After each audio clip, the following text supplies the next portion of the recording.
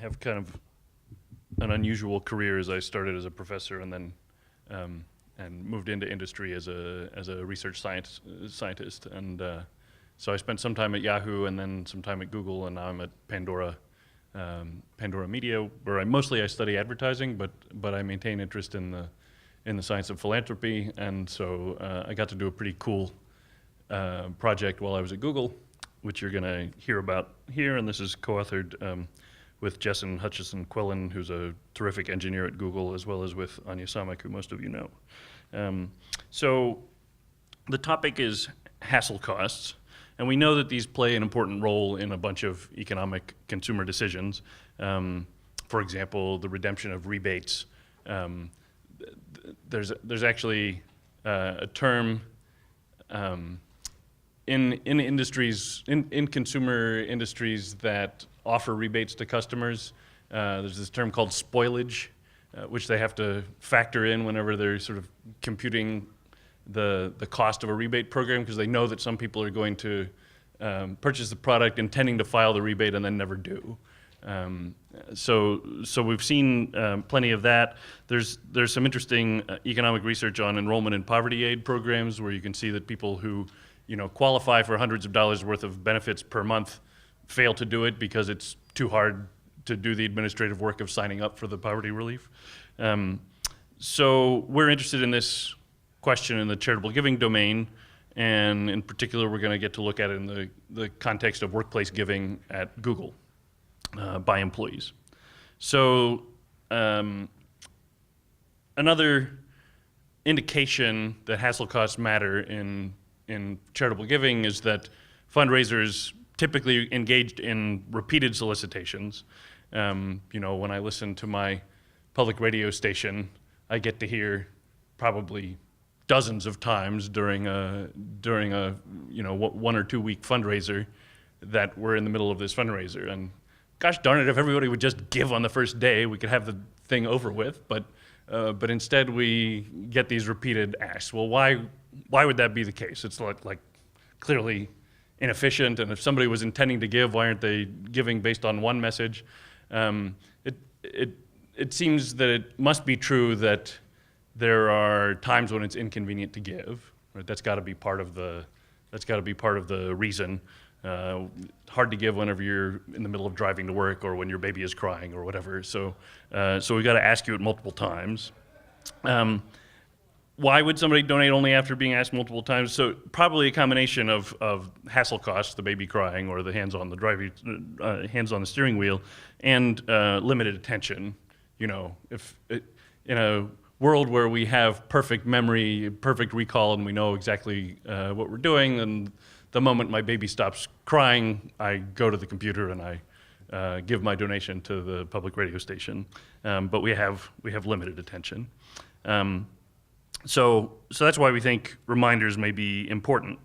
Some related work that might be valuable to know about suggesting hassle costs in charitable giving. There's a lab experiment by Knowles and Servatka where they deliberately manipulate with transaction costs and see the effects. Castillo, Petri, and Wardell have this charitable giving campaign online, and the treatment is whether individuals are asked to share with others that they donated on Facebook, and the nuisance cost of logging into Facebook appears to deter some donors from following through. And then Anya's project with Chuan allowed people experimented with whether people were invited to optionally write a holiday card, and found that just giving people the option to fill out this holiday card with your donation reduced the probability that you donate. So that seems to be that seems a likely candidate for hassle costs to be at work. Then there's Delavigne, List, and Montmandier, who assume that transaction costs must affect donations in a door-to-door solicitation campaign. And the most closely related paper actually is, this is a little embarrassing, Imran Rasool and Stefan Hook have this cool paper on transaction costs and giving, And I was actually editor of the paper when it was when I rejected it from a journal, because I said, "Gee, you guys really should be experimenting on whether there's a transaction cost or not, and see if you can like directly manipulate the transaction cost." So apparently they did, and then went and published it in a nice journal. And I forgot that I'd made this suggestion until I was working on this project and discovered that there's another paper on this same topic. So their experiment is pretty cool. They work with the Bavarian State Opera House, raising money for a project that exposes children to opera, and they're fundraising through postal mail to opera enthusiasts, and they have a lead donor who gave 60,000 euros to this project, and they're promoting the fact that they've got a lead donor and they want additional donations to be able to reach more children. And in their experiment, they first varied whether potential donors got a reminder 6 weeks after the first donation, and they see clear evidence that reminders produce substantial additional giving. The initial solicitation got 3.6% of people to donate, and the reminder solicitation got 1.6 additional percent to donate. And then they do a simple structural model that estimates that hassle costs are reducing the first mailing's responses by a factor of 2. That if there were no hassle costs involved in giving, then the number of people who would have been interested in giving the first time around was twice as many as who actually gave. So that was the indirect evidence.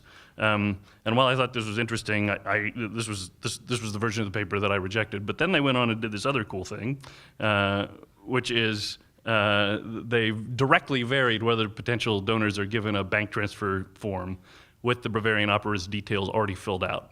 And so this treatment also included an option for donating via credit card over the phone, but I think the big action was in pre-filling the bank transfer form, because that's the way most donors give in Europe. And the status quo was no pre-filled form or credit card option, and the results showed clear treatment effects, increasing the probability of giving. The gift rate increases by about 20%, from a baseline of 2.7% of solicited individuals giving to treatment levels of either 3.1% or 3.4%. There was another little treatment that is not worth talking about in this context. And there was no significant change in the average gift amount, conditional on giving. So we're seeing 20% increases in the probability of giving, which is raising 20% additional revenue. All right, now let's go to our setting, the Google Employee Gift Giving Program. In the US, workplace charitable giving is pretty substantial at $3 billion annually, and Google's an enthusiastic participant in this sector of giving. Google actually matches up to $6,000 of annual contributions by any employee to any charity or combination of charities.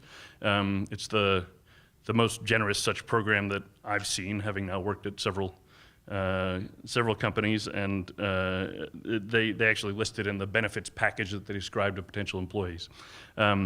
So the way it works is Google employees have to make a donation to the charity, typically by going to the charity's website, then donating, and then coming back to the Google corporate intranet, reporting this donation and saying, please send a match of this amount to this charity because I've just given. So that's a hassle, and so Jessen and his team said, gosh, what if we can just give people a one-click donation option, or I don't know, maybe 2 or 3 clicks, but we're going to let people donate as a payroll deduction. So that's what we're going to be investigating experimentally in this paper. So we ran 2 field experiments for 2 separate charities. A selection of Google employees in the US got email solicitations from Google for specific campaigns that Google was specifically promoting, trying to get more employees to give to a particular charity. And when I say N is the number of people who arrived at the Google intranet page that was promoting the charity. So maybe some 1,000 or so employees got an email, and then some fraction of them showed up. Experiment 1 was a literacy charity called Room to Read. This was done in September, September 2013, and it had 281 people in the experiment that actually got treated. And experiment 2 is Action Against Hunger, which was actually a couple months later. This date is incorrect. It was also in 2013, and the number of employees was 366. So here's the flow chart that shows what happens to employees. So they get an email, and then if they choose to click on the URL in that email, they get to a landing page describing Google's interest in this particular charity. They may also have reached the landing page through some other means, like they saw a friend told them about it, or they saw a mention of it on the corporate intranet. But most of them are coming from an email. Then, if they choose, they can click a link on this landing page that says, "I'd like to donate." And once they click the donation dialog, once they click the button that opens the donation dialog, then they actually experience treatment. And they are either in the treatment group getting to donate via payroll deduction, or in the control group they're doing the status quo, which is, here's a link, go visit the charity website, then come back and ask us for a match. So upon response to an email, Googlers visited a landing page that looked like this, and you can see, well, you probably can't see it because it's blurry, but you can see that if you could see it, the URL says googleplex.com, which is the corporate intranet at Google. And this is the donate button. So only if you hit the donate button do you actually get exposed to treatment. What does the treatment look like? If you're in the control group, you get sent to a different URL, which is actually actionagainsthunger.org. So you're going external to the Google corporate intranet, and you're asked to make a donation and fill out your credit card details and so on. And then once you've done that, you have to remember to come back to Google and request your match if that's what you want to do. And so here's how that's the amount of work that you have to do, the amount of hassle that you have to go through in order to make the donation. In the treatment group, you have a much simpler task. You say, yes, I want to give to Action Against Hunger. It's already filled out for you. And you get to choose the amount that you want deducted from your paycheck. And then you click to donate. You can see that it's going to come from, typically it's going to be about 2 weeks away that the donation is going to be made. Okay, so this experimental treatment eliminates several kinds of hassle. Visiting the charity website, entering your credit card information, returning to the Google website, entering your contribution information. The fewer hassles here are that you select the pay amount and you click to donate. Also, I don't know if we want to put this in the category of hassle, but if you're the kind of person who doesn't really want to be contacted again by the charity, or you don't want to give your credit card information to very many people, you've avoided doing that by doing the Google payroll deduction, because all that goes to the charity is the actual amount. Okay, so what do the results of the experiment look like? John. Just for clarification. Uh-huh. I'm under the control, I go to that page, I get tired, log off, and then log back in 2 hours later. Can I be put in treatment at that point? No. So the randomization happened based on the employee's username. So you're always consistently in the same treatment, even if you visit the page multiple times. Yes, Jim. On the payroll deduction, it wasn't over so many months. No, it was a single amount. Yep, exactly. Yeah, and I've gotten some comments from other folks who say, well, gosh, because we get positive treatment effects, could the treatment effects be due to time preferences, that it's more attractive to give out of your paycheck 2 weeks from now than it is to give now with your credit card? But giving their credit card now means you're going to pay 4 weeks from now on your credit card statement, so I don't think that's a big difference. Okay, so yes? How prominent was the anonymity, and was there an opt-out? Could you opt out of anonymity? I don't think we actually could in this experiment. Google's been tweaking it and are now making it possible. Let me see. Oh, no, there was an opt-out. There's a checkbox. Third line from the bottom, there's a checkbox that says share my donation amount, name, and employee email address with the organization. So if you did want to be contacted, you could. Okay. So results. in the first experiment, out of the people who went to the landing page, 34% gave in the control group, which was the status quo. And then when we reduced the hassles with the payroll deduction, we got to 86%. So we're actually doubling the donations in this case. And in experiment 2, so one of these is hunger and the other is literacy. In experiment 2, we go from 59% to 81%. So not double in this case, more like a little less than 50% increase. So first result is we dramatically increase donation rates whenever we introduce this payroll deduction. Now let's, we might be worried that gift amounts would go down whenever we increase the probability of giving, so let's take a look at that. And this is conditional on making a gift amount. How big was the gift amount? And there you can see that they're almost identical in experiment 1. If anything, in treatment, there's, I think, a tiny increase, but clearly not statistically significant when you look at these 95% confidence interval error bars. And then in experiment 2, same deal. So the second result is that there's no difference in the average donation amount conditional on giving.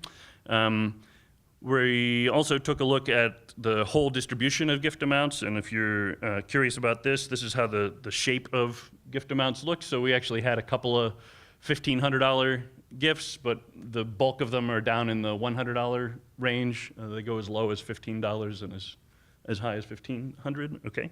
So they vary by 2 orders of magnitude. The general shape is approximately the same. Of course, I've smooshed everything together here, and we probably want to do the histogram in logarithms so that you can see more detail, especially when we look at the hunger relief, because we had a $5,000 gift there, and so we really miss a lot of detail, but you can see the general shape of distribution of gift amounts is about the same. To see the total, let's see, I guess I've really told you everything that's important here, and since I'm running out of time, I will skip over this, but if you want to see the details on how many gifts we got, I guess the important thing to point out is that in treatment, we split everybody 50-50, and in the treatment group, we got $14,000 for room to read, and in the control group, we got $6,000. And similarly, in the Action Against Hunger campaign, we got $22,000 in treatment and $14,000 in control, 14.5. So overall, treatment causes more than a 50% increase in gift probability. That is, we get a 150% increase in the literacy campaign and a 50% increase in the hunger campaign. John? Is it still the case that all these people who were logging on in control and treatment end up reaching that $6,000 magical goal during the year? And what you're doing here is you're shifting around who they give to? Yeah, so it is possible. I'll give you a little data on that. Of course, people could give more than $6,000 if they wanted, but it would be hard to. Tell me if they did or not. But my guess Well, is a lot of people just give $6,000 through this, and then if they give more, they give through other means. oh, actually, almost nobody maxes out the $6,000 gift amount. There's like. But if they give up to that amount, they probably stop at 6. Um, You must have a lump at 6. Yes, we do have a lump at 6, but it's pretty small. It's like, less than 5% of employees that do that. Okay, so you just compare those magnitudes to the ones that Rasul and Hook came up with.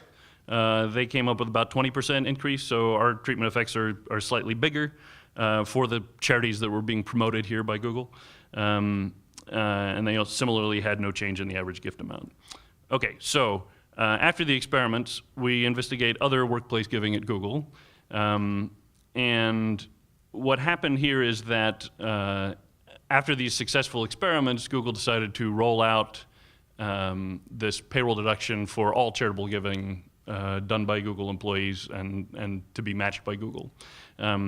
So that happened a few months after the experiments. These $56,000 in giving in these 2 small experiments are only a fraction of percent of annual employee giving at the company, with 50,000 Googlers worldwide.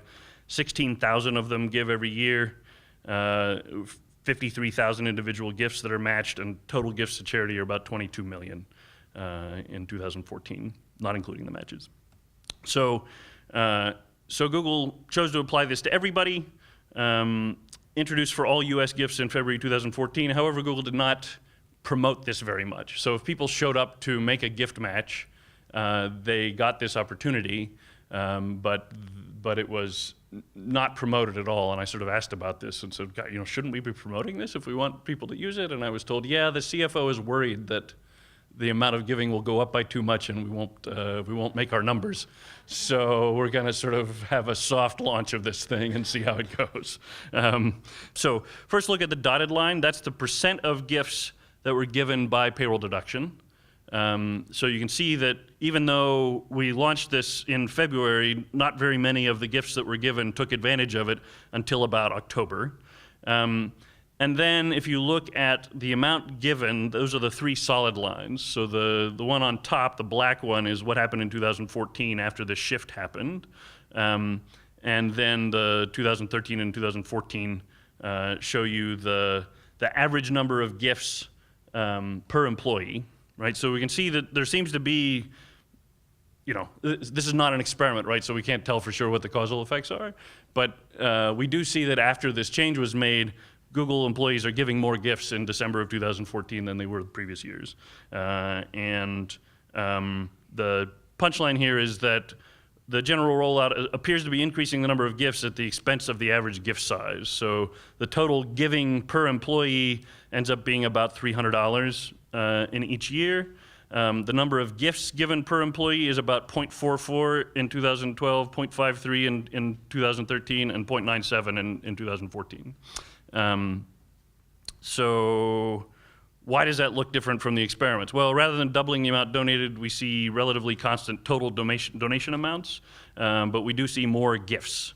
So there are difficulties with observational rather than experimental data. We might have new employees that have different giving behavior. We also had changed timing of reminders to get gifts matched. So in 2013, there was a December email to all employees saying, hey, remember, if you want to have gifts matched, you got to report them now. And that did not go out into December 2014. That went out in January of 2014. So we're now looking at 2015 data to see what we can find as the total giving in the previous year. But I think we do learn that the treatment effects may be much larger when the employer is promoting a specific charity for workplace giving than it may be for all of the giving done by employees that gets matched. So since I ran out of time, in conclusion, small hassle costs inhibit charitable giving. When the employee has to spend a few minutes visiting another website and entering credit card information, this lowers the probability of a gift, particularly when the employer is wanting to promote gifts to a particular charity. And interestingly, the probability of gifts seems to be increased similarly for the entire distribution of gift sizes. And there's some people giving $15 and others giving $1,500, but the probability of increased gifts seems to be approximately constant across gift amounts. This suggests that individuals' hassle costs may be uncorrelated with their preferred gift amount. And so as practical implications, employers interested in encouraging a culture of giving may do well to enable online payroll deduction for their employees. And this is particularly true when the employer wants to promote a specific charity for the group giving. Okay, sorry for running over. Thank you.